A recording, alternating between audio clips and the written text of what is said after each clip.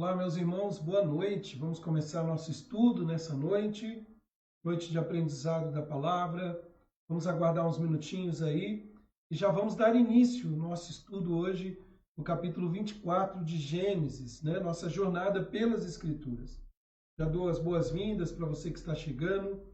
Vamos aguardar um instante os demais irmãos aqui chegarem conosco para juntos compartilharmos a palavra de Deus, juntos aí aprendermos mais e mais do que o Senhor tem para nos ensinar, do que o Senhor tem para as nossas vidas. Seja muito bem-vindo. Estou tentando aqui compartilhar aqui o link com os irmãos. Você já pode fazer isso também, compartilhando na sua página pessoal aí no Facebook, e outras pessoas terão certamente o privilégio que você está tendo de aprender da palavra de Deus. Além disso, você pode escrever aí nos comentários, né, para a gente saber que você está por aqui, né? Fabiana, minha esposa, está do meu lado aqui, mas falou boa noite. O Valdemar, nosso irmão, Deus abençoe Valdemar. A Nicinha está aqui conosco. Deus esteja abençoando a vida de cada um de vocês, irmãos. Pode colocar boa noite aí. Duas tarefinhas: compartilhar e dar um joinha para a gente saber que você está por aí para aprender um pouquinho mais da palavra de Deus, tá bom? Daqui a alguns minutinhos, eu já estou tentando fazer isso aqui, compartilhar aqui na minha página pessoal a nossa transmissão dessa noite. Eu não estou conseguindo entrar aqui, mas uma horinha vai dar certo. Não sei porquê, né? Deus esteja abençoando a vida dos irmãos, que o Senhor fale aos seus corações, que o Senhor nos encha com o poder da palavra dele, que nessa noite sejamos edificados com a palavra do Senhor, né? Deixa eu só compartilhar aqui. Nós já vamos começar nosso estudo bíblico daqui a pouquinho. Deus abençoe, sejam muito bem-vindos. Pronto, agora acho que vai dar certo aqui de compartilhar na minha página pessoal. Então, você já fez isso? Compartilhou? Missão cumprida? Já fez a tarefinha de casa para que outras pessoas também recebam do ensino da palavra de Deus? Se não fez, ainda dá tempo, hein? Então, compartilha lá na sua página pessoal para que também outras pessoas venham receber da instrução da palavra de Deus nessa noite. Quero agradecer a todos os amados que já estão aqui conosco. Sejam muito bem-vindos. Como diz na gíria, né? O meu Facebook bugou aqui. Eu não sei o que está acontecendo aqui. Eu não estou conseguindo acessar ele. Agora acho que vai dar aqui. Mas não tem problema. Só estou aqui transmitindo aqui. E aí ele deu o problema. Pronto. Agora consegui resolver. Sejam bem-vindos. Que Deus abençoe a vida de vocês. Quero agradecer a presença de todos. Como eu disse, se você escrever aí nos comentários, eu vou saber que você está aí. Às vezes não aparece aqui, né? Já vi que alguns irmãos já colocaram, como eu já destaquei, a Nicinho, o Valdemar está aqui conosco, Fabiana, a Eva, a Maria, o Almir está aqui também, né? A Andréia, Vigílio está aqui. Deus abençoe a vida de todos vocês e que o Senhor fale ao seu coração nessa noite, que você seja edificado com a palavra, com o poder que vem do Senhor.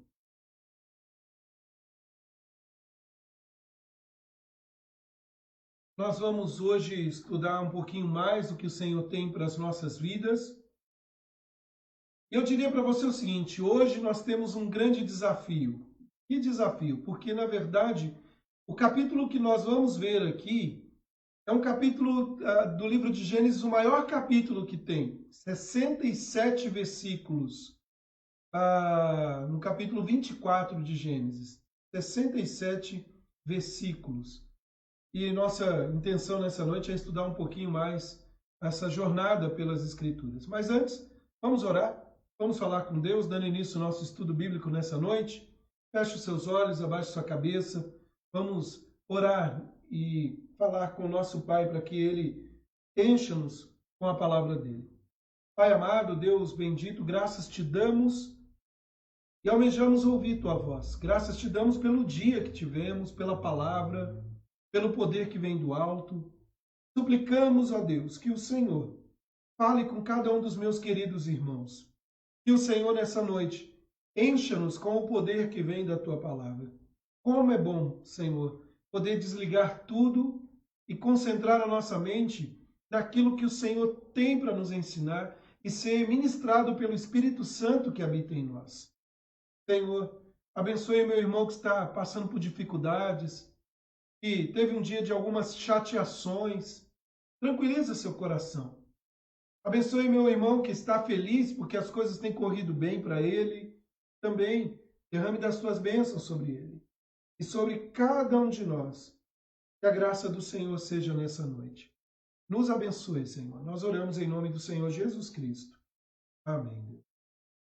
Queridos, como eu disse, você pode compartilhar essa live aí. Basta clicar lá no botãozinho lá embaixo, compartilhar, e aí você vai ter a condição de compartilhar com as outras pessoas, ou mesmo copiar o link e colocar na sua página pessoal aí do Facebook. Outras pessoas vão ter a oportunidade que você está tendo neste momento de ouvir a palavra de Deus e aprender um pouco mais. Além disso, quero agradecer a todos os nossos irmãos da IPJ que já estão aqui, aqueles que não fazem parte da Igreja Presbiteriana de Jaboticabal e são de outros lugares também, sintam-se no meio da família cristã.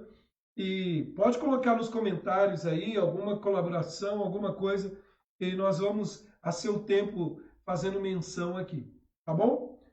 Muito bem, Gênesis 24. Abra lá sua Bíblia, se você tiver uma Bíblia aí, Gênesis capítulo 24. Hoje, o tema do nosso estudo é esse: o casamento de Isaac e Rebeca. O casamento de Isaac e Rebeca. Então, nós vamos estudar um pouquinho mais este capítulo 24 de Gênesis. E olha só, nós temos falado tanto, né, da narrativa histórica de Abraão, nós temos visto os pormenores, algumas questões que envolvem a vida deste patriarca, o pai da fé. Já vimos desde o início lá de Gênesis, temos caminhado, chegamos agora no capítulo 24 com uma das maiores narrativas, ou pelo menos escriturística aqui, 67 versículos. E aí quando nós lemos um texto como esse, nós ficamos pensando assim, meu Deus, o que eu vou extrair daqui? Será que esse texto está trazendo lições para nós sobre casamento? Quando nós olhamos a história do casamento de Isaac e Rebeca, é uma das histórias mais belas do livro de Gênesis. É uma história muito feliz. Alguns podem chamar de uma história romântica. E sabe, queridos, não é incomum muitos e muitos pastores, principalmente os pastores mais jovens, nunca pensei que eu ia dizer isso, né? Os mais jovens interpretarem essa história com o objetivo de fornecer diretrizes para o casamento, ou diretrizes como encontrar uma esposa, ou como encontrar um marido.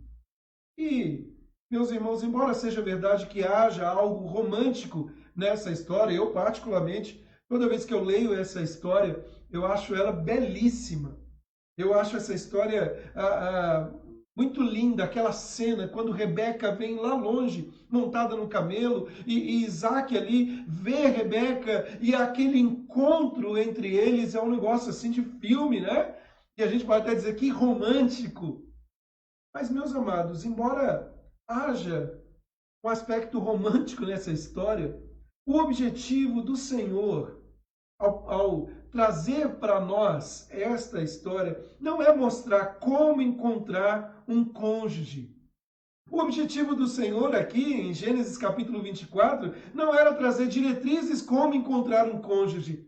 Em vez disso, o objetivo era destacar mais uma vez a provisão e a fidelidade do Senhor em cumprir as promessas que ele fez a Abraão. Quando nós oramos, quando nós olhamos aqui para o texto, nós temos que tomar muito cuidado, principalmente numa narrativa escriturística tão longa como essa, para não perdermos o objetivo principal. Lembre-se, na semana passada, nós falamos da morte de Sara, e nós percebemos, e eu mencionei isso, que a nossa vida ela é feita disso. Entre nascer, viver, depois de uma jornada de 60 anos praticamente aí com Abraão, Sara faleceu. Lá no capítulo 11, o Senhor traz uma informação para nós. Sara era estéril e o Senhor tinha feito uma promessa para Abraão. 25 anos se passaram até que o cumprimento da promessa veio, e nesses 25 anos, muitos problemas, até mesmo tentar dar uma ajudinha para Deus com um filho que não era, que não estava nos planos no sentido redentivo da parte do Senhor, Ismael. Mas mesmo assim, o controle soberano, a provisão soberana do Senhor sempre esteve e está coordenando todas as coisas. Uma frase que nós usamos na semana passada que cabe muito bem aqui é a história por trás da história. Por trás da história de cada um de nós há um Deus que regula todas as coisas e com fidelidade naquele contexto cumpre suas promessas e hoje também ele não mudou. Ele continua sendo o mesmo. Sabe, meus amados irmãos, o Senhor prometeu a Abraão que ele teria muitos descendentes, nações e reis viriam dele. Especificamente, as promessas seriam cumpridas por Isaac, o filho da promessa. E lembre-se que nós falamos que nesse decorrer de 25 anos, é como que Abraão olhasse para o Senhor e dissesse assim, Senhor, eu sei, tem uma promessa, o Senhor está o tempo todo me lembrando disso, mas eu não tenho filho. Eu não tenho filho. E aí chega nesse momento agora do casamento de Isaac e Rebeca, Abraão já velho, possivelmente aí em torno de 140 anos de idade, Isaac com 40 anos, quer dizer, já não era tão jovem. E ele não tinha uma esposa. E a pergunta ainda ecoa, Sara tinha morrido? E Abraão, já velho, talvez adoentado, vendo aí que já teria que partir à semelhança da sua esposa, e ele diz, agora eu tenho um filho, o Senhor me prometeu uma grande descendência, mas o meu filho precisa de uma esposa, o meu filho precisa perpetuar essa descendência. E aí, queridos, é interessante que agora Abraão, avançado de anos, né, de idade, como eu disse, por volta aí de 140 anos, fazendo uma comparação entre o capítulo 25 e desde o nascimento de Isaac, ele agora está preocupado em encontrar uma esposa para o seu filho. E aí ele faz o que a gente poderia chamar de um casamento arranjado, né? Aqui, porque ele tem muito mais do que a preocupação de uma nacionalidade, de uma etnia, a preocupação do que podemos dizer a aliança espiritual e a promessa de Deus. Ele queria, então, trazer uma esposa para os seus filhos. Nós não lemos ainda o capítulo 24, nós vamos ler. Nós vamos ler. E eu não nego, queridos, que hajam algumas observações interessantes a serem feitas ao longo do caminho aqui, que dizem respeito a um cônjuge piedoso. Nós poderíamos focar nosso estudo nisso, poderíamos fazer algumas observações, e eu vou fazer algumas observações rápidas aqui, mas essas observações, elas são apenas periféricas, ela não diz respeito ao ponto principal. E qual é o ponto principal do capítulo 24? Grave isso na sua mente. O ponto principal é o cumprimento das promessas de Deus feitas a Abraão por meio de Isaac e de sua abençoada esposa Rebeca. E essa passagem é um pouco difícil de estudar, de pregar nela por dois motivos. O primeiro deles, eu já falei, é um texto longo, 67 versículos. É difícil você trabalhar com grandes narrativas, com grandes textos aí. E segundo, você vai perceber que na leitura do capítulo 24, ele é um pouco repetitivo, né? Nós vamos vendo muita repetição no texto aqui. Mas eu decidi, queridos, olhar para esta passagem no nosso estudo de hoje, dizendo uma breve palavra sobre cada um dos personagens principais aqui desse texto, com aplicações para a nossa vida.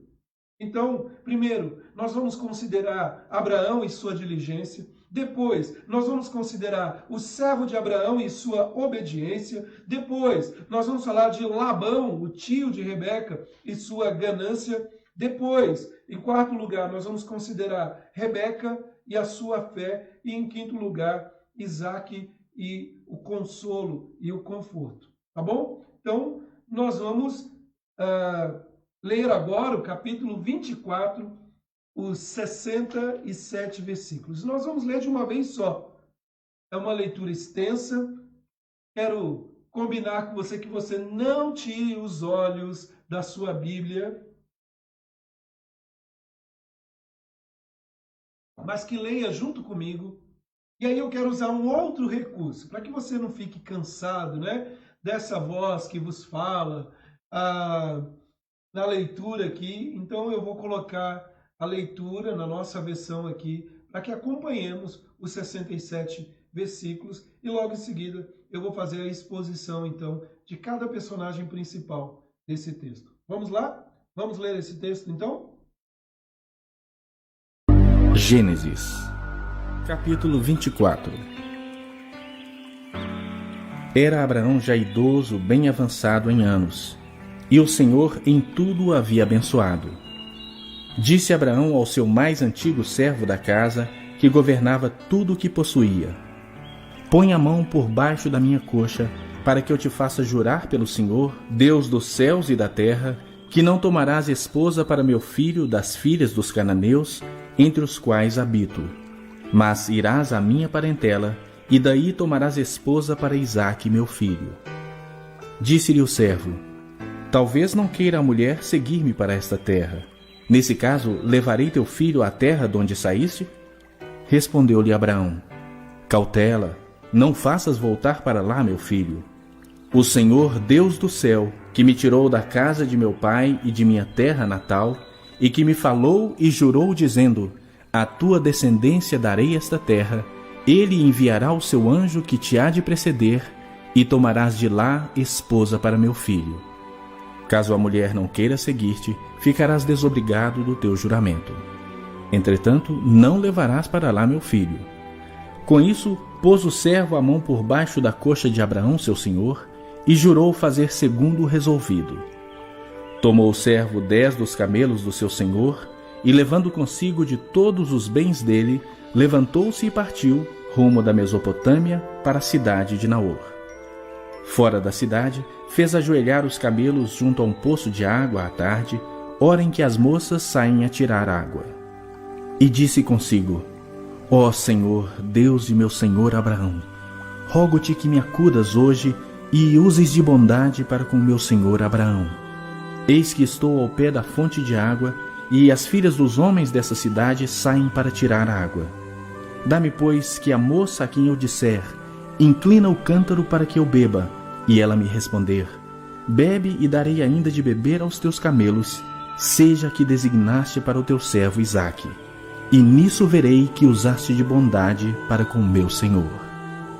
Considerava ele ainda, quando saiu Rebeca, filha de Betuel, filho de Milca, mulher de Naor, irmão de Abraão, trazendo um cântaro ao ombro. A moça era muito formosa de aparência, virgem a quem nenhum homem havia possuído. Ela desceu à fonte, encheu seu cântaro e subiu. Então o servo saiu-lhe ao encontro e disse: dá-me de beber um pouco da água do teu cântaro. Ela respondeu: bebe, meu senhor.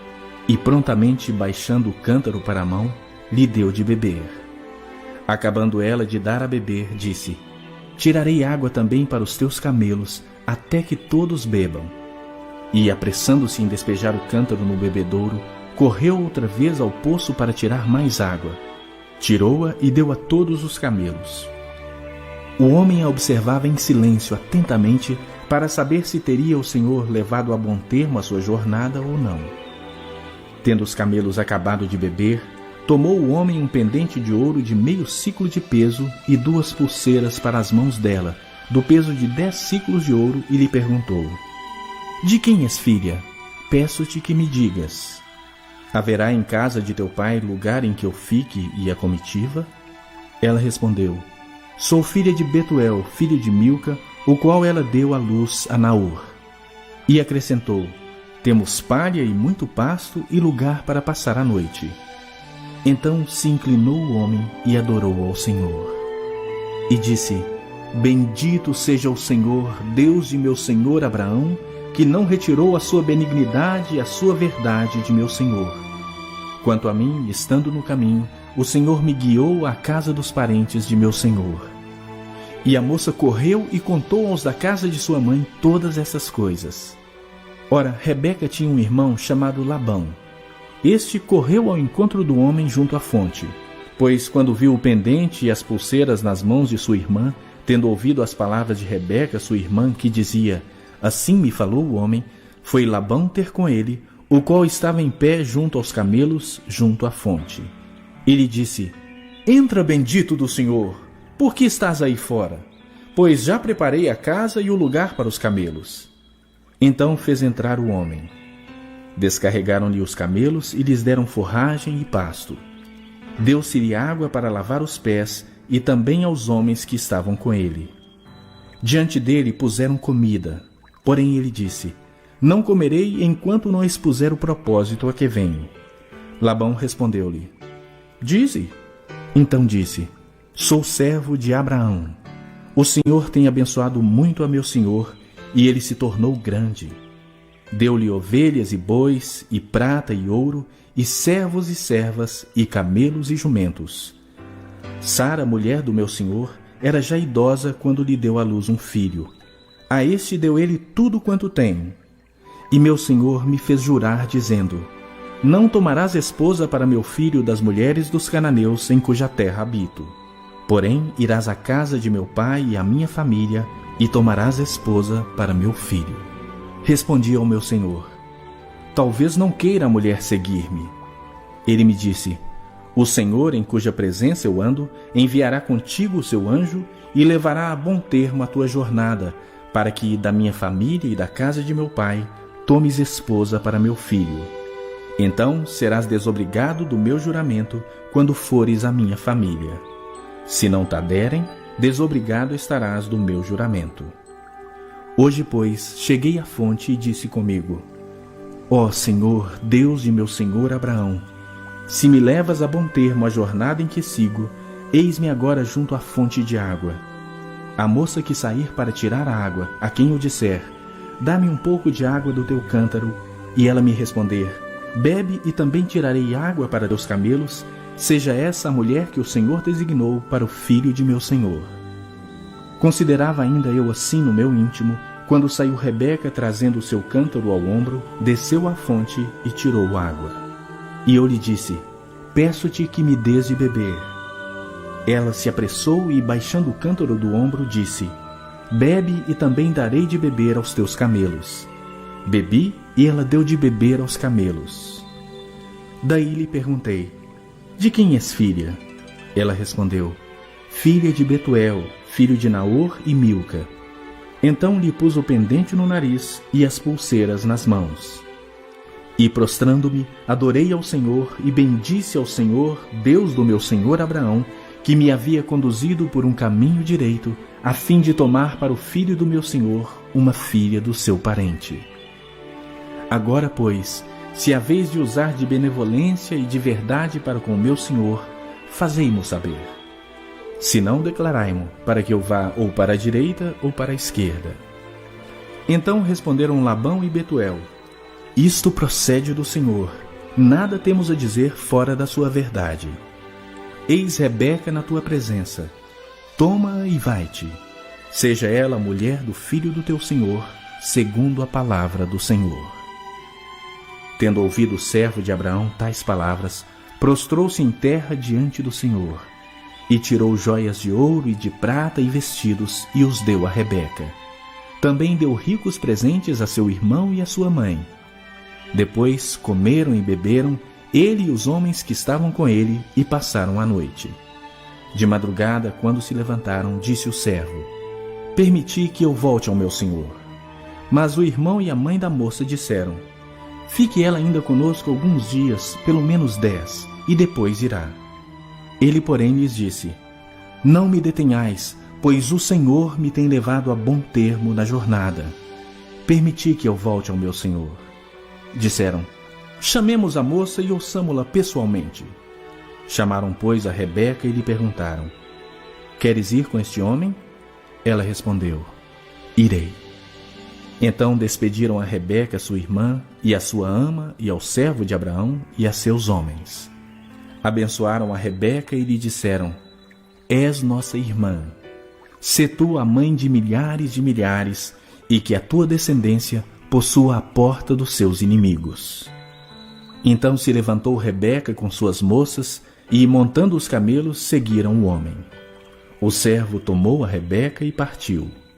Ora, Isaque vinha de caminho de Beer-lahai-roi, porque habitava na terra do Neguebe. Saíra Isaque a meditar no campo ao cair da tarde. Erguendo os olhos, viu, e eis que vinham camelos. Também Rebeca levantou os olhos e, vendo a Isaque, apeou do camelo e perguntou ao servo: quem é aquele homem que vem pelo campo ao nosso encontro? É o meu senhor, respondeu. Então tomou ela o véu e se cobriu. O servo contou a Isaque todas as coisas que havia feito.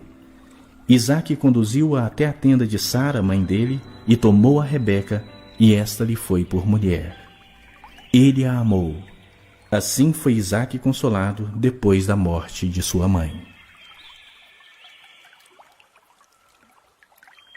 Muito bem, meus amados, 67 versículos, né? E como o pastor aqui foi esperto, ao invés de cansar na leitura, né? Então eu já usei aqui um recurso para leitura com a Bíblia falada, com o pastor Cornélio na nossa versão, e fizemos já a leitura do texto aqui.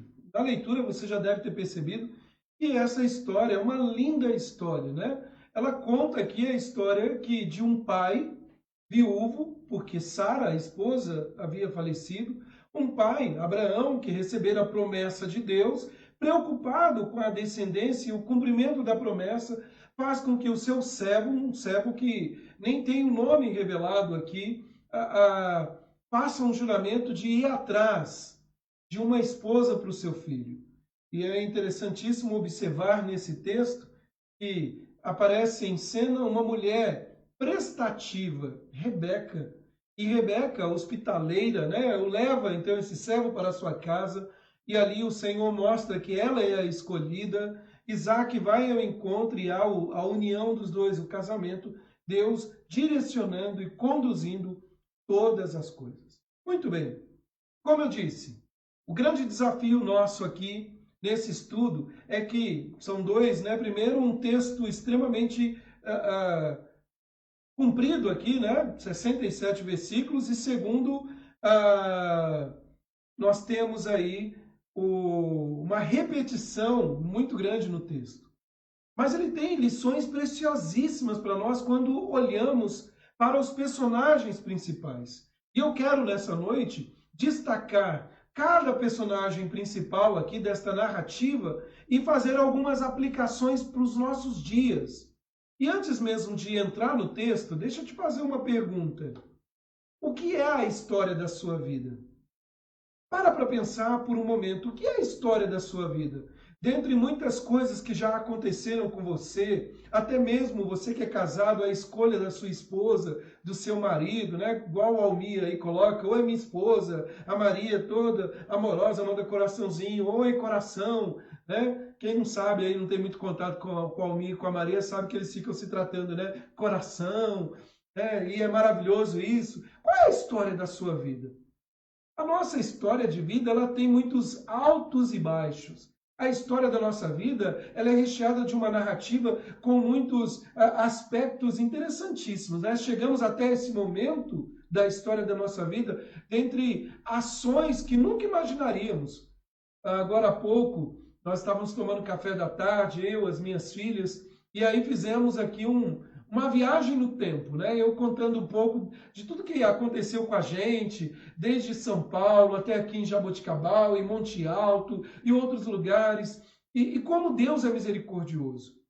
Como é maravilhoso saber que, por isso que eu faço a pergunta, como é maravilhoso saber que por trás da história da nossa vida, há a história da providência, há a história do Senhor e, por que não dizer, a história da redenção, porque é para lá que tudo aponta.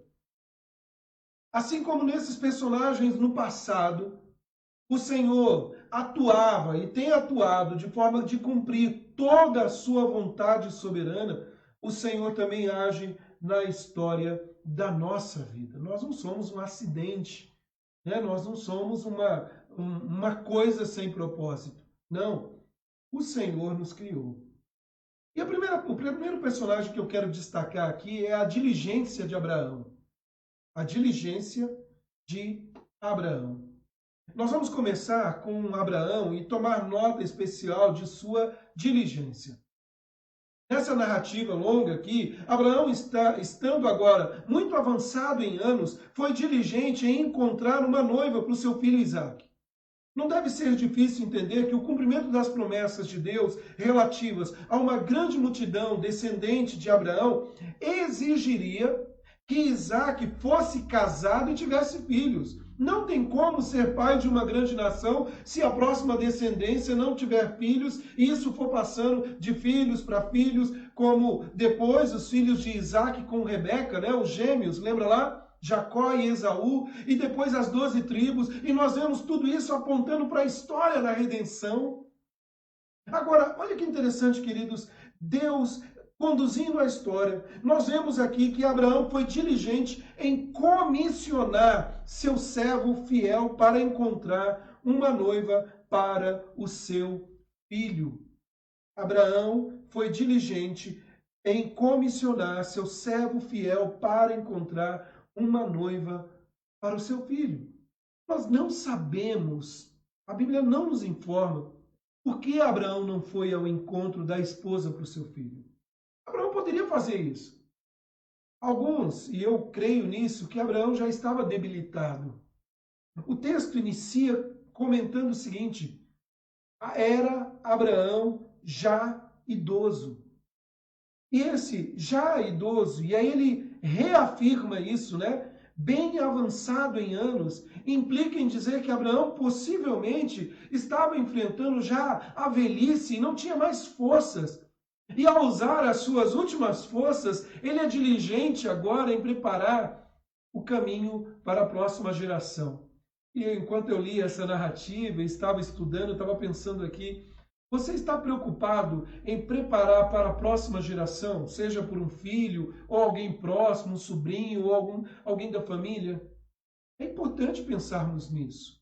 Aqui em casa nós sempre conversamos, né, de que estamos orando para os coitados dos futuros genros. Coitados porque ter eu como sogro vai ser difícil. Brincadeira. Nós já oramos pelos nossos genros. Nós nem sabemos onde eles estão. Eu acredito que já nasceram. Se Deus quiser, e Jesus não voltar, um dia as minhas filhas vão se casar. E vão ter filhos, talvez. E essa é uma preocupação de todos os pais. A primeira coisa que eu quero destacar aqui como uma aplicação da diligência de Abraão, meus amados irmãos, é que nós devemos, ao considerar essa narrativa, eu espero que nós sejamos capazes de reconhecer que confiar nas promessas de Deus não significa que estamos sentados à espera de sua realização. Vou repetir. Hoje eu não fiz muitos slides porque eu não quero me delongar tanto aqui no recurso de multimídia. Aí eu quero só mesmo mencionar. Confiar nas promessas de Deus não significa que estamos sentados à espera de suas realizações. Essa é a primeira aplicação que nós devemos olhar para a diligência, para a história de Abraão. Não adianta você orar e confiar que Deus tem um plano na sua vida e que isso vai implicar em simplesmente sentar e deixar o curso natural seguir. Seria irresponsável da parte de Abraão ficar sentado esperando uma noiva para Isaque, ficar esperando que essa noiva aparecesse assim, ó, num piscar de olhos, num estralar de dedos. Abraão, com base nas promessas de Deus, nas promessas que Deus fez a ele, crendo nisso, ele sabia que Isaque certamente se casaria e teria filhos. Esta era a fé que ele tinha. Afinal de contas, não tem como vir uma grande descendência do descendente. Isso certamente aconteceria.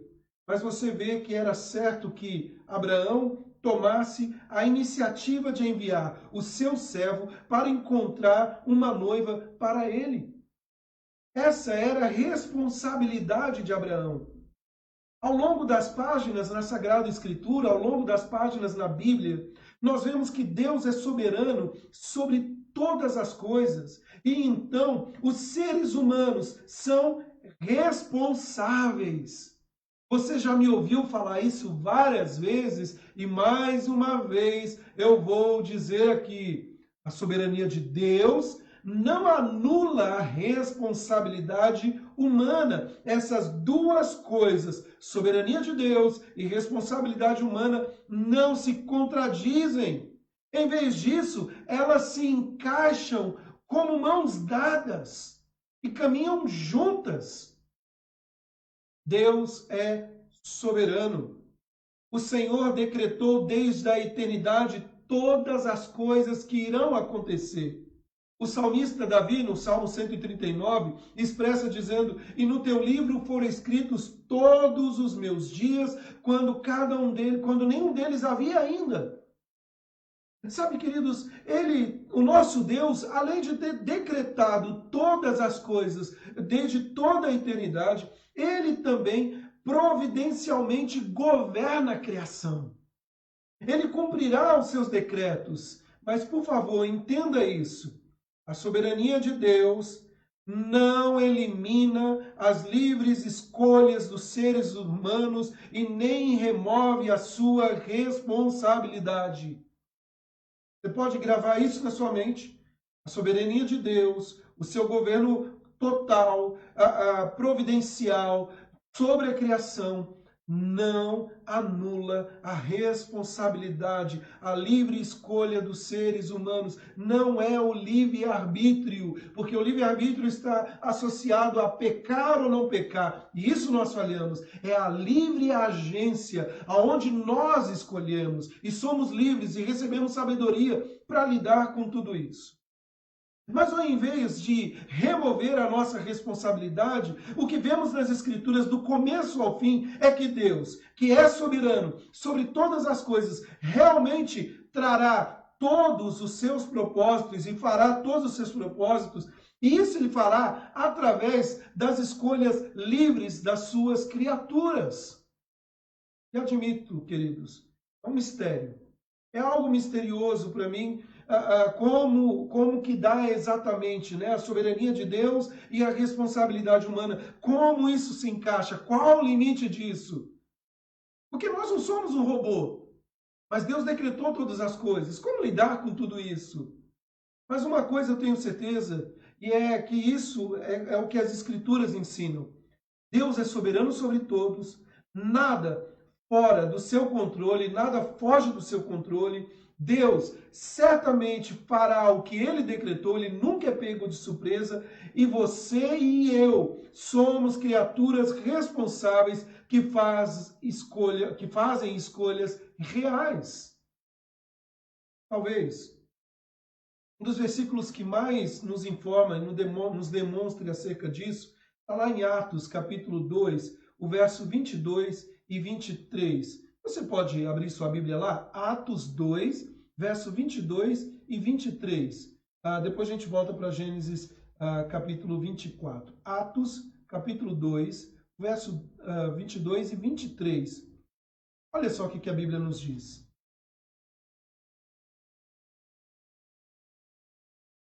Se você perdeu o texto, eu tenho uma esposa tão maravilhosa, ela tem colocado aqui, escrito aqui, então dá para você acompanhar, né?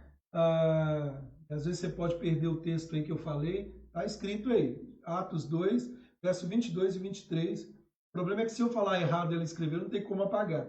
Então tem que estar bem atento nisso.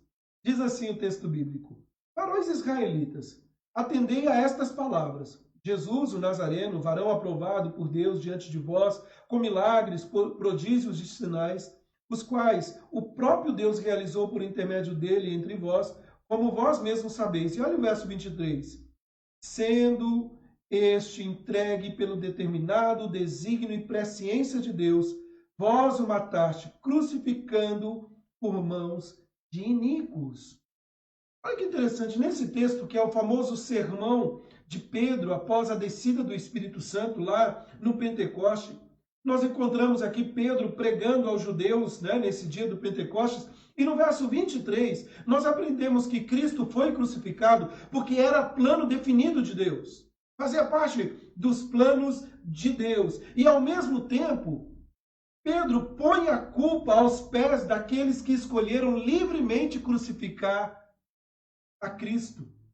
Você pode até reclamar, você pode até dizer o que quiser, mas uma coisa é certa e nós não temos como negar isso da Escritura Sagrada. Deus é soberano sobre todas as coisas, até mesmo no evento da crucificação de Cristo, como nós vimos nesse texto, mas isso não anula a nossa responsabilidade. Voltando para o nosso texto, lá em Gênesis 24, Abraão sabia disso. Abraão confiava em Deus. Lembra que quando o Senhor pede para Abraão sacrificar o seu único filho, Abraão tinha fé, segundo o texto de Hebreus no capítulo 11, que o Deus que pediu para que ele sacrificasse o seu filho tinha poder para ressuscitá-lo. Abraão tinha fé em Deus. E quando Abraão considerou as promessas de Deus, ele sabia com certeza que Isaac teria uma esposa e um filho algum dia. Mas veja, no entanto, queridos, Abraão também sabia que era responsável por agir, pois Deus realiza os seus propósitos através das escolhas livres das suas criaturas. Abraão poderia simplesmente ficar sentado e orar, dizendo: meu Senhor, eu estou prestes a partir. Nós vamos ver que ele morre no capítulo 25. Senhor, o meu filho tem 40 anos e está acomodado dentro de casa, não foi atrás de uma esposa ainda. E quando eu estava lendo esse texto, não tem como não ver um tom até hilário aqui, pensando o seguinte: um homem de 40 anos, barbado em casa, não estava nem aí para ter uma esposa. Aí Abraão deu um empurrãozinho aqui. Mas voltando para o nosso texto, queridos. Veja que Abraão, ao invés de simplesmente agir e orar, orando sem a ação propriamente dita, não, ele está aqui diligentemente agindo. Deus realiza os seus propósitos através das livres escolhas das suas criaturas. Agora, há um detalhe que nós temos que destacar aqui. Lembra-se que nós falamos da jornada de Abraão com muitas dificuldades, a jornada tortuosa de Abraão. Abraão teve muitos problemas no início de sua vida. Quando ele convenceu a sua esposa, por exemplo, a mentir, dizendo que ela era sua irmã, era a irmã dele, e seguir, depois nós vemos que ele segue o plano dela de ter um filho com Agar. Ele tinha recebido a promessa do Senhor e Sara, já velha, duvidando, faz a proposta. Abraão então tem um filho com a escrava egípcia, né, Agar, Ismael. E nesses casos nós criticamos a falta de fé de Abraão. Nesse momento nós percebemos que Abraão, naqueles episódios, Abraão agiu com certa descrença. Ali nós dissemos que Abraão deveria ter esperado no Senhor, em vez de tornar o assunto, né, com as suas próprias mãos, em vez de agir e quebrar a cabeça. Mas note isso. Perceba, agora, Abraão, ele falhou nesses casos. Não porque ele entrou em ação, mas porque ele agiu contrário à lei de Deus e sem fé. Alguém pode questionar dizendo: mas naquele momento Abraão agiu, ele teve a livre agência e Deus foi pego de surpresa. Não, Deus é soberano e até mesmo nas atrapalhadas da nossa vida, isso não frustra os planos de Deus. Agora, nesse caso, queridos, no episódio passado a sua atitude era carnal e sem fé, mas por favor não entenda mal. Isso não significa que nós devemos ficar ociosos, esperando que Deus cumpra de forma mágica as suas promessas. A vida do crente, a vida cristã deve ser caracterizada por atividade diligente e fiel. O cristão deve ser ativo, sabendo que Deus cumprirá seus decretos através dos atos ativos das suas criaturas que são livres. Deus prometeu santificar você. Agora, olha que interessante, né? A Bíblia nos fala que nós somos santos, declarados santos em Cristo Jesus. E de fato, nós somos santos, separados. Mas também a Bíblia nos diz que nós devemos nos esforçar, lá em Hebreus 12, por santidade sem a qual ninguém verá o Senhor. Mas como isso? Deus me torna santo, mas eu devo correr atrás da santificação? Pois é, queridos. Deus prometeu nos tornar santos. Ainda assim, nós somos responsáveis em buscar santidade de vida. Percebe essa ação? Deus nos tornou, porque Ele decretou e Ele nos escolheu, mas é a ação nossa de buscar santidade de vida. Da mesma forma que Deus prometeu preservar você se estiver em Cristo, Ele também disse que aquele, como o apóstolo Paulo disse, aquele que começou a boa obra é fiel para completá-la até o final. O que nós vemos aqui, queridos, é que Deus é soberano, que Ele trará os seus propósitos, Ele cumprirá todas as suas promessas. No entanto, isso Ele fará, não em competição com, mas através das escolhas livres das suas criaturas responsáveis. Irmãos e irmãs, queridos que confiam em Deus, você tem que confiar, você tem que ter fé, mas você deve agir. Ore para que o Senhor providencie a você uma família. Mas também vá trabalhar. Eu não questiono, há um movimento que diz, eu decidi esperar, né, por uma esposa, por um marido. Eu até acho louvável que muitos jovens têm se guardado mesmo assim, de esperar no tempo certo. Mas há um tempo de procurar, há um tempo de assumir as responsabilidades para todas as coisas da nossa vida. Não adianta alguém desejar, por exemplo, ter um emprego e ficar sentado em casa. Não adianta alguém almejar ter um curso universitário e não se preparar para isso e outras coisas. Deus tem os seus planos e Ele usa as suas criaturas. E eu tenho certeza, queridos, que o Senhor irá preservar a minha vida e a sua vida em Cristo Jesus, mas nunca fique folgado. O fato de sermos salvos, escolhidos por Deus, separados, santos, não significa termos uma vida, sentado em casa, sossegado. Não, você deve perseverar até o fim, sabendo que não há salvação fora de Cristo e que nós devemos nos empenhar o tempo todo. Abraão foi diligente em encontrar uma esposa para Isaac. Ele agiu não por falta de fé. Abraão não chama o seu servo ali porque ele estava com falta de fé, querendo dar uma ajudinha para Deus. Não. Mas ele está enfatizando que a caminhada da fé, e esta palavrinha é de suma importância, envolve andar, ir. Esta é uma palavra que é recorrente nesse texto. Em todos os personagens, eles estão em ação. E por trás da história, tem a história de Deus, guiando todos os passos. Abraão, queridos, não apenas foi diligente em enviar o seu servo nessa missão, mas também foi diligente em dar as instruções específicas. Eu fico imaginando, né? Ele não escolhe um servo qualquer. Abraão poderia ter escolhido um servo negligente, um servo que estava folgado, sossegado, mas Abraão escolhe um servo de confiança. E ele chega para esse servo de confiança e o faz jurar pelo Senhor, o Deus dos céus e da terra, que ele não tomará uma esposa para os seus filhos das filhas dos cananeus, entre os quais Abraão habitava. E aí entra um ponto aqui. Será que não tinha moças bonitas ali? Será que naquele contexto que Abraão estava entre os povos ali, não tinham aquelas moças formosas? E o servo de Abraão, a gente vai falar dele um pouquinho, ele não poderia simplesmente dar um jeitinho e falar assim, eu não vou tão longe não, tem tanta moça bonita, olha ali a fulana de tal e a Beltrana, eu não vou falar nome aqui, senão daqui a pouco ele vai falar, está falando nome de fulana, Beltrana, então eu vou falar, olha a fulana, a Beltrana. O texto, no versículo 3 e 4, mostra que Abraão foi diligente em dar as instruções como ele deveria fazer. Certamente, teria sido mais fácil tirar uma esposa dentre os cananeus.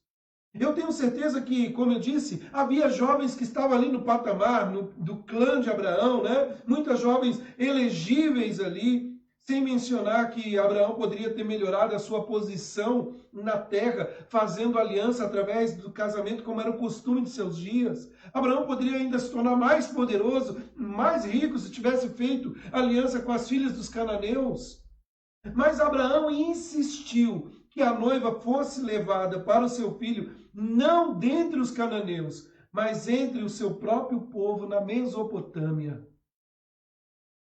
O reformador João Calvino, ele afirma qual é a razão por detrás disso. E ele diz o seguinte: ele não permitiria que a sua própria raça se misturasse com a dos cananeus, que ele sabia que já estavam divinamente designados para destruição. Sim, desde que eles foram derrotados, ele seria colocado em posse da terra. Aí nós temos que voltar lá para o início. Lembra que um dos filhos de Noé riu do pai, Cã, e ali o seu neto, Canaã, e eles foram amaldiçoados? Agora Abraão não poderia trazer então para dentro da sua casa uma raça amaldiçoada por Deus. Havia implicação ali muito mais do que uma etnia, do que casar com povos de outras raças. Havia algo, o que podemos dizer, da aliança. A aliança abrâmica, a aliança de Abraão, era uma aliança carnal e terrena. Abraão estava preocupado em preservar a pureza da aliança com Deus. Seus olhos estavam voltados para Deus, tendo uma esposa para o seu filho dentre o seu próprio povo, e não dos cananeus. E há, é claro, aqui um paralelo da nova aliança com isso. Nós não podemos deixar de lado isso. A nova aliança não se limita a uma raça particular de homens, de povos. E, de fato, todos têm a fé em Jesus Cristo, judeus e gentios. Todos são participantes da bênção da nova aliança. Os crentes, os cristãos, são, portanto, livres para se casar com qualquer tipo de pessoa, de etnia, de povos. Etnia aqui não é uma barreira para o casamento. As minhas filhas podem casar com um americano, pode casar com um brasileiro, pode casar com um judeu, menos com um coreano. Elas já estão falando lá que elas gostam, dos coreanos lá, também com coreano, Mas, grave isso para nós hoje. O cristão deve se casar no Senhor. Casar no Senhor. Casar-se com alguém de uma raça diferente não terá impacto sobre a pureza da nova aliança, porque a nossa nova aliança não é carnal e terrena, ela é espiritual. O que importa é a fé em Jesus Cristo, que nós chamamos de jugo desigual. Sabe, irmãos e irmãs, se você espera se casar no futuro, talvez você que está me ouvindo não é casado, resolva casar no Senhor. Ah, mas vai demorar. Espere. Espere. Abraão esperou 25 anos. Não estou dizendo que você vai esperar 25 anos para casar. Mais 25 anos. Mas espere. Certifique-se de que a pessoa tenha fé verdadeira em Jesus Cristo. E eu não tenho nenhum medo de dizer isso. Case com alguém que é temente a Deus. É melhor esperar e casar com alguém que é temente a Deus do que simplesmente tentar dar uma ajudinha para Deus e encontrar problemas no futuro. O casamento é uma bênção, mas um casamento ruim pode causar uma verdadeira bagunça nas coisas. Case no Senhor. Abraão tinha esse entendimento. Aqui, uma geração carnal, uma etnia aqui do seu povo, mas para nós, agora, não com limitações terrenas, mas espirituais.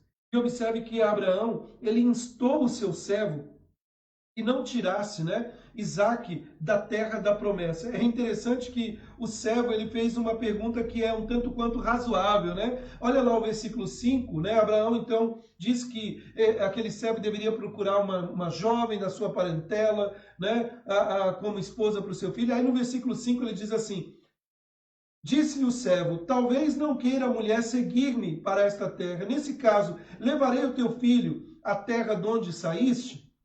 Lembre-se que Abraão foi tirado de Ur, do paganismo, e foi para a terra que o Senhor mostraria. Ele pagou um campo, ele estava ali residindo entre os cananeus.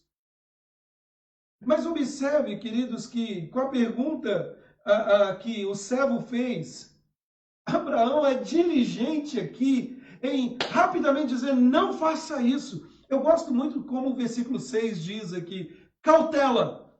Opa! Não faça isso.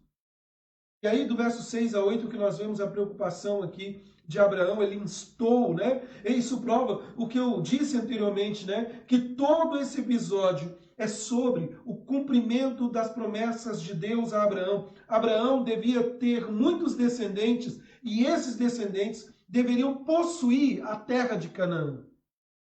A fé de Abraão aqui é impressionante, queridos. A confiança em Deus. Ele tomou uma atitude que já foi enfatizada aqui, mas ele não cortou pelos cantos, ele não buscou atalhos, ele se recusou a seguir uma rota fácil. Seria muito cômodo achar uma esposa para o seu filho entre os povos cananeus ali. Mas ao invés disso, ao invés de corromper a aliança, Abraão não arriscaria o abandono da terra da promessa. E para a gente fechar esse ponto aqui, deixa eu dizer algo para você. Tem tudo a ver com isso aqui. Muito mais do que casamento. Seguir a Cristo nesse mundo geralmente requer esse tipo de resolução. Daniel, um tempo depois, lá na Babilônia, diz o texto bíblico, resolveu Daniel firmemente não se contaminar com as finas iguarias da Babilônia ali de Nabucodonosor. Ser crente no mundo requer resolução. Um exemplo aqui é você afirmar, não, eu não aceitarei esse trabalho, ainda que me pareça vantajoso, porque isso exigirá que eu trabalhe no dia do Senhor, no domingo, e sacrifique o culto a Deus. Ou então, e ainda pensando nessa questão do trabalho, eu vou continuar confiando e procurando um trabalho que eu consiga conciliar o culto a Deus, a minha vida com Deus, guardar o dia do Senhor com o trabalho. Ou então, eu não vou me casar com este jovem ou com esta jovem, ainda que ela ou ele é maravilhoso em todos os sentidos, mas que não tem fé. Porque isso vai dar problema. Eu confiarei no Senhor que Ele vai prover um marido, uma esposa, segundo o coração de Deus. Você tem orado por isso? Você que é solteiro? Porque nós estamos vivendo na banalização do casamento, da escolha. Seguir a Cristo nesse mundo requer esse tipo de resolução. É a estrada reta e estreita. É a porta estreita, às vezes difícil de percorrer, mas é aquela que o Senhor quer que trilhemos. Então nós vemos aqui a diligência de Abraão em chamar o seu servo, em fazê-lo jurar. E ali o juramento implicava até em colocar a mão sobre a coxa ali. Nós vemos a preocupação de um pai muito mais do que uma geração de filhos de determinados povos. A preocupação dele era de não quebrar a aliança com Deus. Bom, mas feito isso, um outro personagem que podemos destacar no nosso texto é o servo. Se por um lado nós temos a diligência de Abraão, por outro lado nós temos a obediência do servo. E olha que interessante, queridos, que eu gostaria de dizer aqui uma breve palavra aqui sobre o servo de Abraão. Este homem, o servo de Abraão, é tudo que um servo fiel de Deus deve ser. Vou repetir. O servo de Abraão é um modelo para nós, servos de Jesus Cristo, servos do Deus Altíssimo, a maneira como nós devemos ser. Então você percebe que ler o capítulo 24 vai além do que falar de casamento. Ele é um modelo sobre ser servo. Observe a primeira coisa, que este servo, narrado aqui para nós, não tem um nome. Obviamente ele tinha um nome, mas não nos disseram o que era, qual era o seu nome. E isso não deve importar para um servo. O desejo de um servo é fazer a vontade do seu Senhor e promover o nome do seu Senhor, e não o seu próprio nome. E que o mesmo se aplique às nossas vidas, servir a Cristo, que o nosso maior objetivo seja a glória do nosso Deus e não a nossa glória. Agora, observe também como esse servo, hesitou em prestar juramento que ele não entendeu ou não pôde cumprir. O servo poderia muito bem ter dito para Abraão aqui o seguinte: sim, Senhor, vou lá, pode deixar. Mas ao invés disso, ele pediu esclarecimento antes de colocar a mão sobre a coxa de Abraão. Na nossa cultura, nós temos a tendência, em alguns meios, de levantar a mão direita para fazer juramentos, as promessas, ou as grandes personalidades colocam a mão sobre a Bíblia, onde eles fazem promessas ali. Mas aqui, queridos, é interessante porque ele não obteve aqui de Abraão um xingamento. Abraão poderia dizer: para que você está querendo saber? Você é só um servo. Mas ao invés disso, ele questiona dizendo: mas antes de jurar, deixa eu entender por pormenor o que eu devo fazer. E olha que Abraão o libertou da obrigação, dizendo: mas se a mulher não estiver disposta de seguir, você está livre do seu juramento. Ó, queridos, como seria importante nos nossos dias, ou como é importante nos nossos dias, cumprir os votos que fazemos. Sabe, o nosso sim deve ser sim. O nosso não deve ser não. Quantas e quantas vezes nós somos hábeis em dizer: pode deixar, eu vou fazer, e não fazemos. Não, eu me comprometo, Senhor, em fazer tal coisa, e não cumprimos. Quantas vezes vamos à frente da igreja, fazemos promessas e somos tão negligentes. Observe que este servo era muito fiel a Abraão. Ele viajou uma grande distância e quando ele chegava, ele não descansava, ele não se refrescava com comida ou bebida até terminar o trabalho do seu mestre. Que estejamos assim dedicados ao nosso Senhor, comprometidos com a obra do nosso Senhor e com o seu nome. Agora, observe também um detalhe no texto. Além de ser um servo obediente, um servo que não simplesmente faz um juramento sem ter a condição de cumpri-la, ou de cumprir o juramento, observe que este servo compartilhou a fé do seu Senhor, a fé de Abraão. Ele acreditava que o Senhor lhe daria sucesso. Ele orou ao Senhor, dizendo ao Senhor que desse uma boa jornada para ele. O verso 12 a 14 mostra isso. E quem o Senhor lhe deu sucesso, E como foi interessante, porque ele se inclinou, ele adorou o Senhor. Versículo 27 mostra isso. Então, nós percebemos que este servo via no seu Senhor, Abraão, temor a Deus. Ele aprendeu a temer o Senhor e ele roga ao Senhor que lhe dê uma jornada feliz. Nós, como servos hoje, devemos clamar a Deus, dizer: Senhor, eu tenho me comprometido com a tua obra, eu tenho me comprometido com o teu nome, mas me dê uma jornada feliz, me ajuda, porque sozinho eu não sou capaz de fazer. Aquele servo poderia simplesmente ser um servo negligente, mas ao invés disso, ele foi diligente em obedecer, assim como seu Senhor, que exigia dele essa diligência. Mas o nosso terceiro personagem aqui, saindo um pouco aí então deste servo de Abraão, nós temos aí o irmão da moça. Já tinha falado tio, mas é o irmão.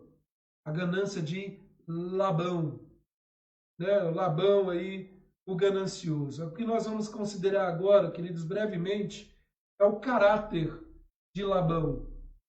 É interessante que Labão ficou extremamente impressionado com a riqueza de Abraão. A narrativa que nós temos aqui enfatiza que ele notou o anel e as pulseiras nos braços da sua irmã.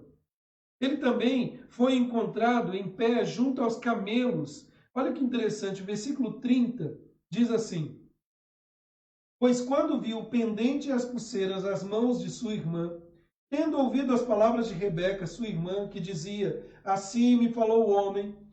Olha o que o texto diz. Foi Labão ter com ele, o qual estava em pé, junto aos camelos, junto à fonte. Colocando em termos nos dias de hoje, ele foi encontrado conferindo os bens do servo ali, ou de Abraão, no caso. Ele foi encontrado ali olhando que tipo de riqueza aquele homem tinha.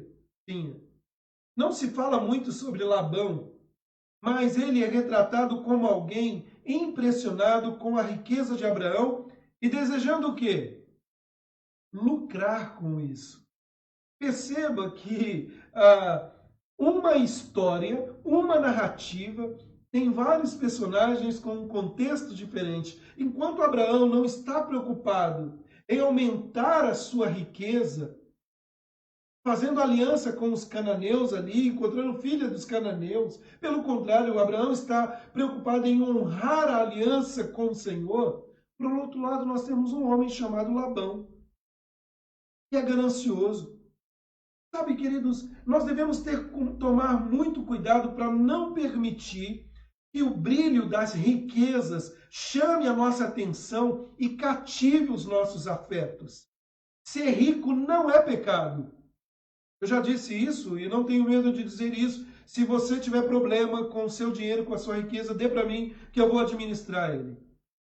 Não é problema. Não é problema ser rico. Abraão, diz o texto bíblico, que ele era muito rico, porque o Senhor escolheu abençoá-lo dessa maneira. O texto bíblico fala que o Senhor em tudo havia abençoado. Agora, ouça com atenção. Ser rico não é pecado.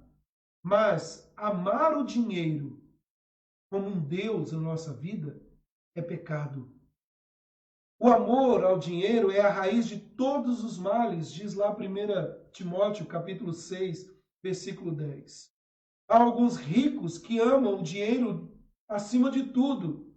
Da mesma forma que há alguns pobres que amam o dinheiro acima de tudo. Então, queridos, o grande ponto aqui é o foco. E nós temos que tomar muito cuidado com o brilho da riqueza para que ele não nos cative e não chame atenção. Nem achar que o casamento de alguém vai ser feliz pelas riquezas, quando não é no Senhor. Mas, saindo um pouco da ganância de Labão, nós temos o que poderíamos dizer a personagem principal dessa história, nessa narrativa, ou uma das principais aí, né? A fé de Rebeca. Nós chegamos aqui, alguns chamam de a verdadeira estrela da narrativa. E ao considerar a história de Rebeca, nós devemos notar a sua fé. Ao considerar a história de Rebeca, nós devemos destacar a sua fé. E olha que interessante. Lembre-se que Rebeca foi mencionada a primeira vez no final do capítulo 22, daquela pequena genealogia de Naor, irmão de Abraão. Uma das razões para essa genealogia, lá no capítulo 22, era nos preparar para o cenário, agora, aqui do capítulo 24, como a introdução dessa narrativa, né? Nós poderíamos pegar lá do capítulo 22 e trazer aqui o capítulo 24. E você deve saber que o nome dela soa com uma palavra abençoar. No idioma hebraico aqui, então, traz o sentido de abençoada ou abençoar. Você e eu podemos sentir falta disso, mas ela aqui é retratada como alguém que Abraão é abençoado. E observe que essa mulher, Rebeca, é uma bênção. Era a esposa que ele clama para o seu filho. Observe que ela trabalhava duro e era hospitaleira. Abraão e Ló já tinham demonstrado que era um povo hospitaleiro, né? Preocupado com o bem-estar do peregrino. E o que Rebeca fez com o servo de Abraão enquanto esse peregrinava? Ela deu a ele um copo com água, porque ele estava cansado. E mais do que isso, ela regou todos os seus camelos ali, ela deu a água para os seus camelos. Isso deve dar um trabalho enorme. Eu não me recordo agora aqui, mas o camelo, você sabe que ele tem aí a sua reserva de água, ele pode ficar muito tempo sem beber água, mas depois ele tem que reabastecer. E eu estou com medo aqui de trazer uma informação errada, mas se eu não me engano são 9 litros de água para cada camelo. Não tenho certeza, mas eu sei que é muita água. E aí essa jovem mulher não tinha medo do trabalho duro. A sua inclinação natural para a hospitalidade dela fez a candidata perfeita como esposa para Isaac, filho de Abraão, o pai de um povo hospitaleiro. E de fato, queridos, Rebeca cumpriu todas as qualificações. Ela era uma garota em idade de casar, que não se unira a nenhum homem, e o texto bíblico fala que era uma jovem virgem. Isso demonstra a pureza da raça dos descendentes, aonde o Senhor desejaria isso. Ela era do clã de Abraão, da família de Abraão. Ela trabalhava duro, era hospitaleira, e no topo de tudo isso, a Bíblia faz questão de mencionar, ela era de uma aparência formosa, bonita. Sabe, às vezes nós lemos a Bíblia e lemos tão rápido que nos esquecemos disso. Veja, o Senhor preparou um povo de uma formosura maravilhosa. E antes que a gente só pense no aspecto externo, a Bíblia está mostrando algo muito precioso. Nós viemos de um povo, de uma raça formosa. Como diz a canção do coral, formosa é a tua igreja, Jesus. Mas vamos lá, queridos. Além disso, acrescente aí ao fato de que o servo de Abraão ter acabado de orar ao Senhor, trazendo aqui o currículo, dizendo para o Senhor, Deus, me ajuda, que a jovem que eu encontrar, ela faça isso, isso, isso, isso, e assim aconteceu. Não significa que essa é a regra, que nós temos que ficar orando para dizer e testando Deus. Mas nesse contexto aqui, ele simplesmente pediu para que o Senhor o encaminhasse. E vale a pena até destacar, Abraão teve que esperar 25 anos para o cumprimento da promessa. Aqui, rapidamente aconteceu isso. Obrigado, Ana Paula. Ana Paula citou, né, o camelo pode até beber 100 litros de água de uma só vez. Provavelmente ela deu uma pesquisada no Google aí. Tá vendo? Tem tanta coisa boa, né, na tecnologia. 100 litros de água. Eu sei que era um número expressivo. Imagina isso. O tanto de água que ela deve ter ali dispensado para abastecer esses camelos. Que mulher! Agora, considerando tudo isso, Rebeca parecia ser a perfeita, única candidata para Isaac. Parecia que o Senhor havia dirigido o servo a ela providencialmente. Eu não acredito em acasos. Eu acredito que aquele dia estava marcado por encontro do servo de Abraão com Rebeca e, posteriormente, o encontro de Isaac e Rebeca. Deus direciona todas as coisas providencialmente quando nós oramos, quando confiamos, esperamos e agimos segundo a vontade de Deus. E aqui, queridos, algumas lições para nós, uma aplicação. Você e eu sabemos qual é a vontade do Senhor. E com isso eu não quero dizer que sabemos qual é a vontade oculta e secreta do Senhor para o nosso futuro. A providência de Deus, do futuro, é misteriosa para nós. Nós não sabemos o que vai acontecer amanhã, nós não sabemos os pormenores do daqui a pouco. Mas, no outro sentido, nós sabemos qual é a vontade do Senhor, e aqui eu estou me referindo à vontade revelada de Deus. E, meus amados, nós não podemos nos apegar ao fato de não conhecermos a vontade secreta de Deus e acharmos que não devemos nos relacionar. Em vez disso, nós devemos erguer dia após dia para obedecer à vontade revelada dele. E qual é a vontade revelada dele? Onde nós encontramos a vontade de Deus? É a sua lei, é a sua palavra. Então confie que ele vai providenciar de acordo com a sua vontade secreta. O que muitas pessoas chamam de um acaso, Deus está direcionando todas as coisas. Você deve confiar e obedecer, porque não há outro caminho. Para ser feliz em Cristo, você deve confiar e obedecer. Foi o que o servo de Abraão fez. O Senhor levou a uma mulher abençoada, que era Rebeca. Mas aí, uma pergunta que permanece. Uma coisa é encontrar Rebeca. Outra coisa é, ela estava disposta a ir? Então perceba que o que a história mostra aqui é a obediência. e o desígnio e como Deus tem direcionado todas as coisas. Observe que a escolha era dela. Ela não foi forçada para isso. O texto bíblico mostra para nós, né? Olha lá o versículo 50.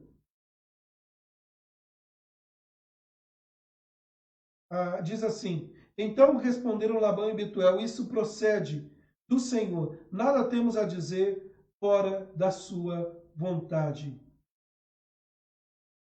E aí o verso 51, eis Rebeca na tua presença, toma e vai-te, seja ela a mulher do teu filho, do teu senhor, segundo a tua palavra. Mas o que chama a atenção é que há a pergunta aqui, simplesmente a dizer, é da tua vontade ir? Você quer ir, Rebeca? Olha o verso 57 e 58. Diz assim, disseram, chamemos a moça e ouçamo-la pessoalmente. Chamaram, pois, a Rebeca e lhe perguntaram, queres ir com este homem? Ela respondeu, irei. Sabe, tome nota disso. Rebeca é o que podemos chamar de uma versão feminina de Abraão. A história de Rebeca é muito parecida com a de Abraão.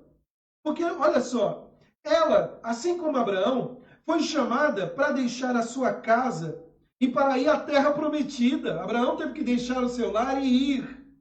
Ela, assim como Abraão, exerceu grande fé quando decidiu ir. Era um dia comum para Rebeca, era um dia de pegar água, dar água para os camelos, e aquele dia foi transformador. Pense em quão assustador deve ter sido para ela deixar a sua casa em uma idade tão jovem, seguir com um grupo de homens que ela nunca havia conhecido, nunca havia visto antes. Isso exige muita fé. Agora, concedido aqui, né? Não era um salto no escuro. Ela conhecia seu parente, Abraão. A prova de sua riqueza havia sido fornecido a ela, que havia um sustento. No entanto, ela tinha fé. E ela sai. E ela diz, eu vou. Ouça a bênção, então, pronunciada a ela. E compare com as promessas feitas a Abraão e Isaque. E eu faço questão de ler. Olha o verso 60. Diz assim, verso 60. Abençoaram a Rebeca e lhe disseram, és nossa irmã, sê tu a mãe de milhares, e que tua descendência possua a porta dos seus inimigos. Que palavra linda! Abraão, pai de uma grande nação. Rebeca, mãe de milhares. Claramente, nós vemos o propósito dessa história. E qual é o propósito dessa história? Mostrar que seria através de Isaque e Rebeca que as promessas feitas a Abraão se cumpririam. E aí, chegamos então ao último personagem dessa noite dentro dessa narrativa. Quem? Ele mesmo, o conforto de Isaque. Meus queridos, podemos dizer que aqui é a parte mais romântica dessa história, e ela começa no versículo 62.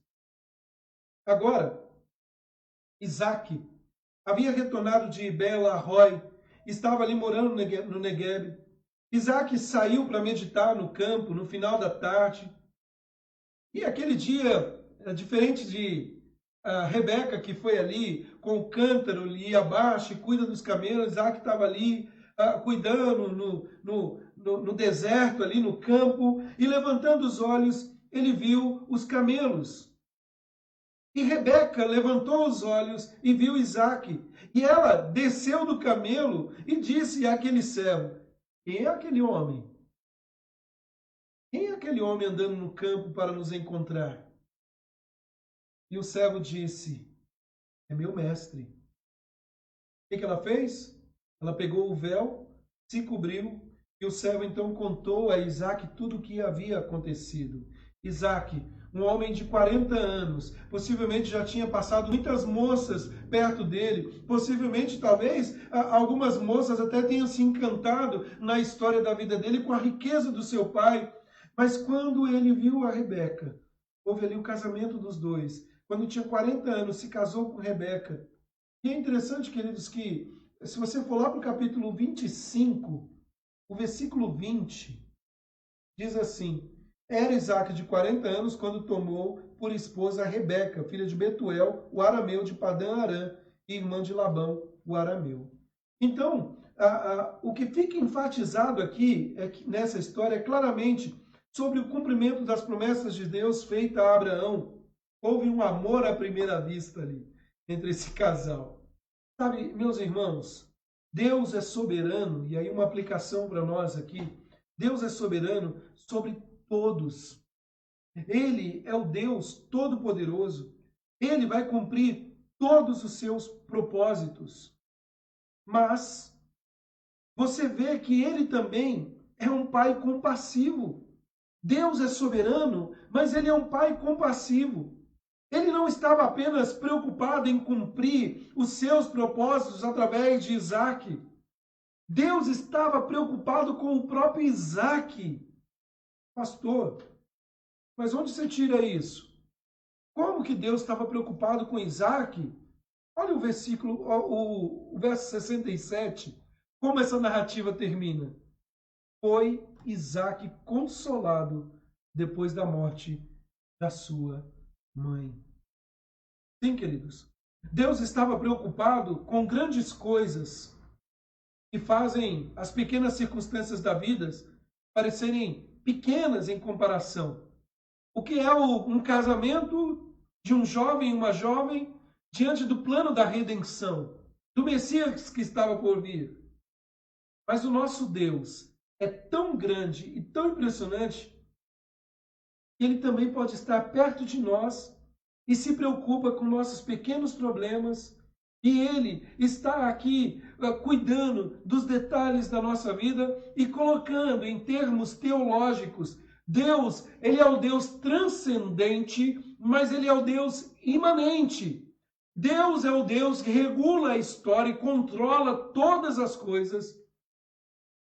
Mas ele se preocupa com você, com a sua vida. Ele consola o coração que está enlutado.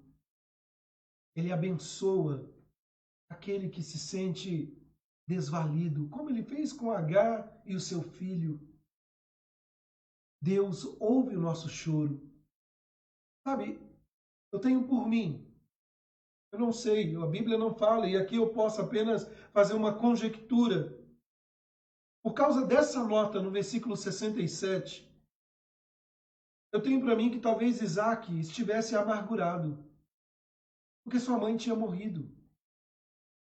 Eu tenho para mim que talvez Isaque estivesse no campo, andando, refletindo sobre a vida. E naquele momento, naquele encontro, diz a Bíblia, que o Senhor trouxe conforto ao coração de Isaque. O Deus grandioso, o Criador do universo, o Altíssimo, é o Deus que se preocupa com a minha vida e com a sua vida, que traz consolo na terra da aflição. Um simples verso como esse, no verso 67, nós amarramos tudo isso aqui, percebendo o seguinte, avançando aqui para a gente concluir. O objetivo, então, é: Deus é fiel para cumprir as suas promessas. Deus é fiel em fornecer uma noiva abençoada para Isaque. Para que as promessas feitas a Abraão fossem cumpridas, era necessário agir dessa maneira. Mas, mais do que isso, o Senhor tem sido fiel em suprir, em prover o Salvador que foi ressuscitado na plenitude dos tempos, da linhagem de Abraão, Isaque e Jacó, Jesus Cristo, nosso Senhor, que trouxe salvação. Então essa história tem a ver com a história da minha vida, pastor? Tudo a ver. É o plano da redenção aqui, da aliança.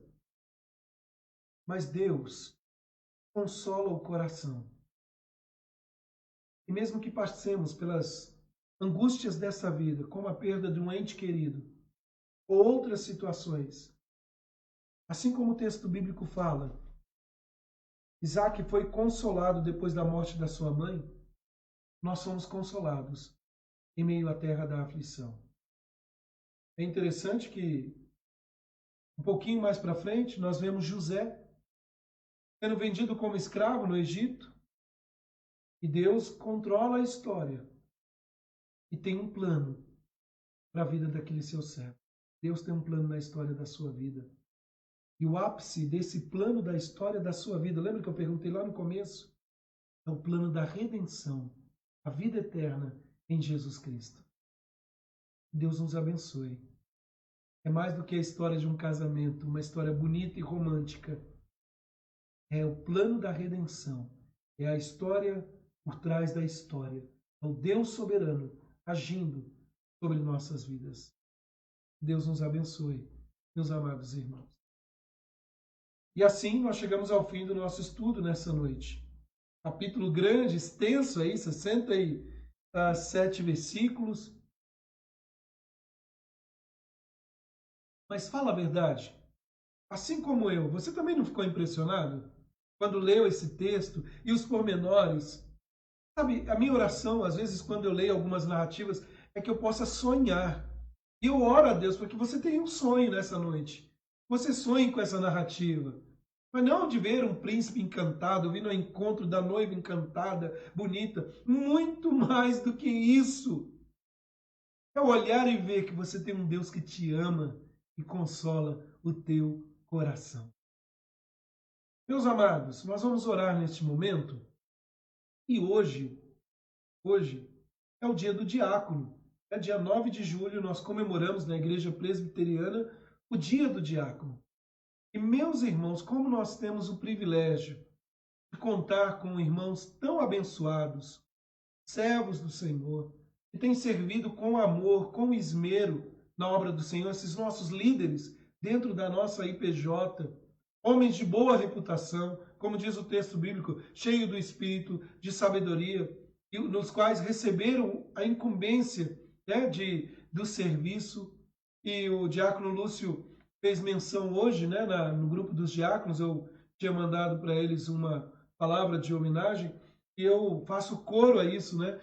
Além dos diáconos, nós temos também que homenagear a família do diácono, as esposas dos nossos irmãos. Nós não temos diaconisa na igreja presbiteriana, né? E não vou entrar no mérito aqui da discussão agora, a gente pode em outro momento, mas elas têm atuado como grandes diaconisas, servas que têm ajudado seus maridos, né? Eu louvo a Deus pela vida dos meus irmãos diáconos e pelas suas famílias. E nós vamos orar neste momento, encerrando esse estudo, agradecendo a Deus pelos nossos diáconos, né? Eu falo que é uma honra, eu sempre digo isso, é uma honra servir os servos do Senhor, né? E caminhar junto com eles. E se tiver algum diácono, além do Lúcio, eu sei que o Lúcio está aqui participando, acho que o Zé Paulo também está aqui, saibam disso. O Senhor os escolheu para cumprir de forma cabal a obra dele. O servo não aparece o nome, lembra que eu falei agora há pouco? Mas ele tem a preocupação de fazer o nome do seu Senhor acima de todas as coisas. Vamos orar, queridos, pelos nossos diáconos.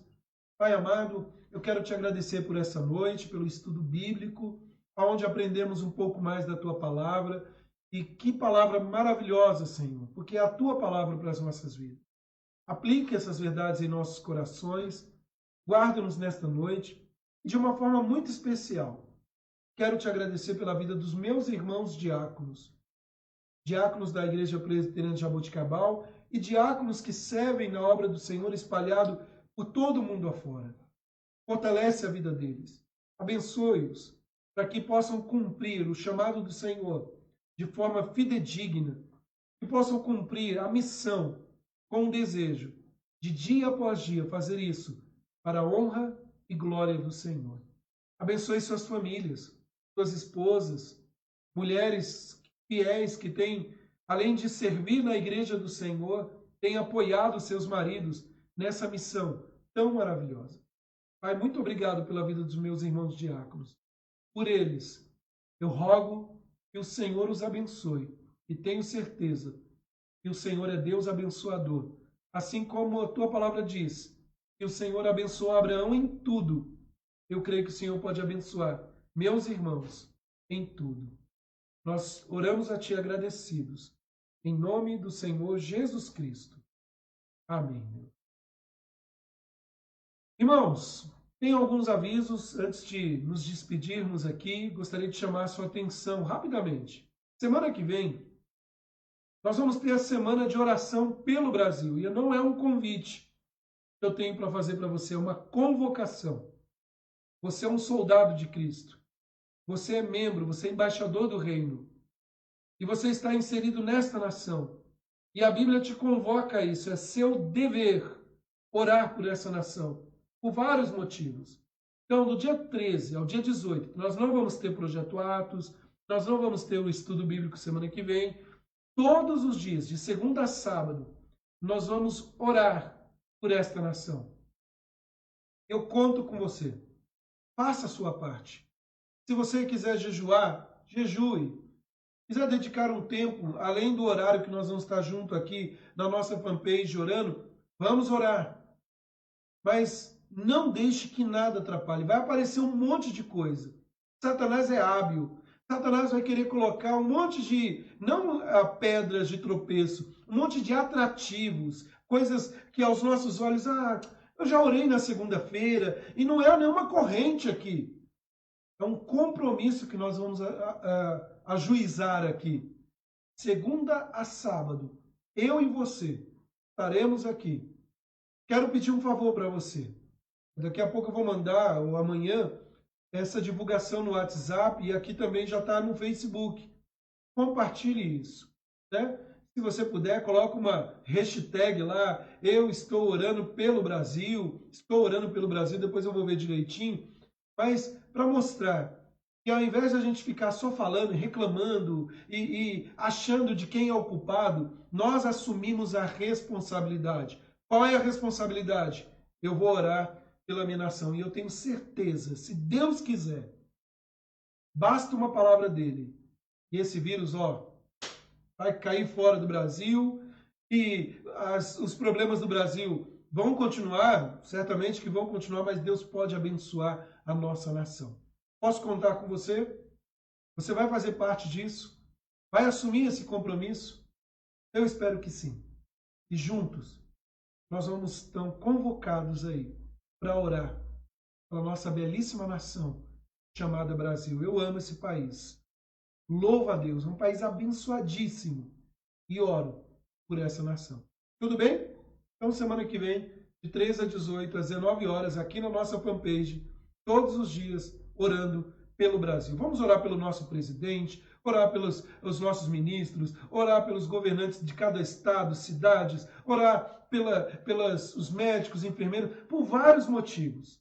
Por isso eu quero contar com você, para que juntos possamos orar por essa nação.